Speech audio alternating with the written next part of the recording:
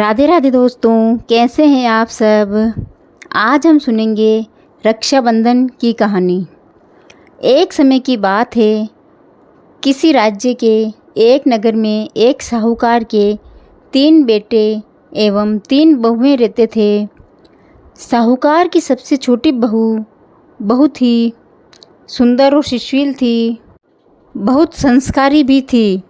साथ ही वह भगवान श्री कृष्ण की अनन्य भक्त थी और खूब पूजा पाठ किया करती थी। सावन के महीने में साहूकार की दोनों बहुएं रक्षाबंधन के त्यौहार पर अपने अपने पीहर जाने की तैयारी करने लगी और रात में जल्दी सो गई और सुबह जल्दी उठकर घर का सारा काम करने लगी।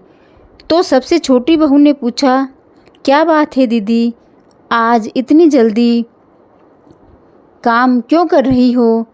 तो उनकी जेठानियों ने जवाब दिया, कल रक्षाबंधन का त्यौहार है, हम सभी को अपने अपने भाई को राखी बांधने अपने अपने पीहर जाना है। तेरा तो कोई भाई नहीं है, तो तू क्या जाने रक्षाबंधन के त्यौहार का महत्व, भाई बहन के रिश्ते का महत्व।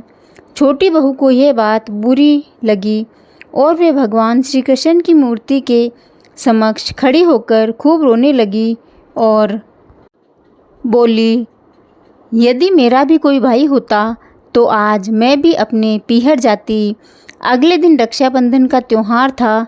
सुबह सुबह उसके घर के दूर के रिश्ते का एक भाई आया और आकर साहूकार से बोला, ये मेरी बहन है, मैं इसके दूर के रिश्ते का भाई हूँ और इसे रक्षाबंधन के त्यौहार पर अपने साथ अपने घर ले जाने आया हूँ।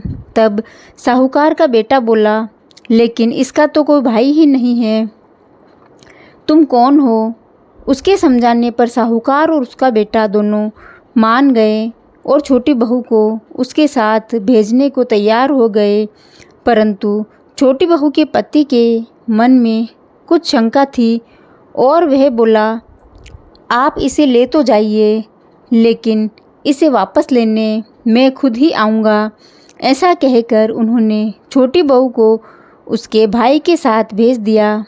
रास्ते में चलते चलते छोटी बहू ने अपने भाई से बोला, भैया तुम इतने सालों कहाँ थे और इससे पहले मुझे रक्षाबंधन पे कभी लेने नहीं आए और कभी अपनी कलाई पर राखी नहीं बंधवाई।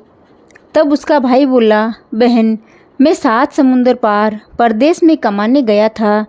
अब वे दोनों अपने घर पहुँचे तो घर में भाभी ने अपनी ननद का बहुत ही प्यार से स्वागत किया, खूब आवभगत करी। फिर उन्होंने रक्षाबंधन का त्यौहार मनाया। इसी तरह हंसी खुशी समय बीत गया और एक दिन छोटी बहू का पति उसे लेने घर आया। महल जैसा घर और शानो शौकत देखकर वह चकित ही रह गया। भैया और भाभी ने अपनी बहन के पति की खूब आवभगत करी, खूब मान सम्मान किया।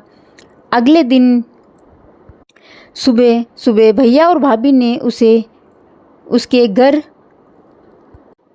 के लिए विदा किया और विदा करते समय उसको खूब सोना, चांदी, हीरे, जवाहरात आदि दिए। और थोड़ी दूर जाने पर छोटी बहू का पति बोला, अरे मैं गलती से अपना कुर्ता वहीं भूल आया हूँ।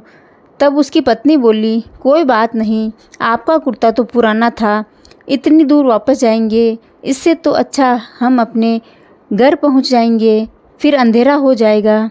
लेकिन उसका पति बोला, नहीं, मैं अपना कुर्ता लेकर आता हूँ, तुम 2 मिनट ठहरो यहाँ पर।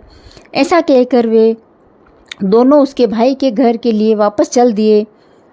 जैसे ही भाई के घर के पास पहुँचे तो वहाँ उन्होंने देखा कि भाई के महल वगैरह कुछ नहीं था, सिर्फ उस महल की जगह एक पीपल का बड़ा सा पेड़ है और उस पेड़ पर छोटी बहू के पति का कुर्ता टंगा हुआ है।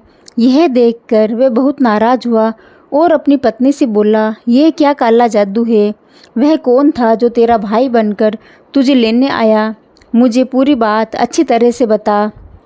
मुझे तो शुरू से ही शंका थी, इसीलिए मैं तुझे लेने खुद ही आया, बता वह कौन था। ऐसा कहकर वे छोटी बहू को मारने लगा।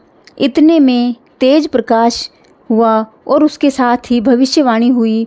वहाँ पर भगवान श्री कृष्ण स्वयं प्रकट हुए और बोले, इसे मत मारो, इसे मत मारो, ये मेरी बहन है।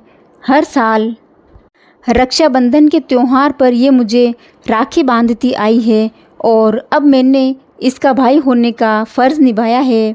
इसे मैंने अपनी बहन माना है। छोटी बहू और उसका पति हाथ जोड़कर श्री कृष्ण के चरणों में गिर गए और उनसे माफ़ी मांगने लगे। तो दोस्तों, जैसे कृष्ण जी के छोटी बहू ने राखी बांधी और उन्हें अपना भाई बनाया, वैसे ही कृष्ण भगवान आप सबकी मनोकामनाएं पूरी करें।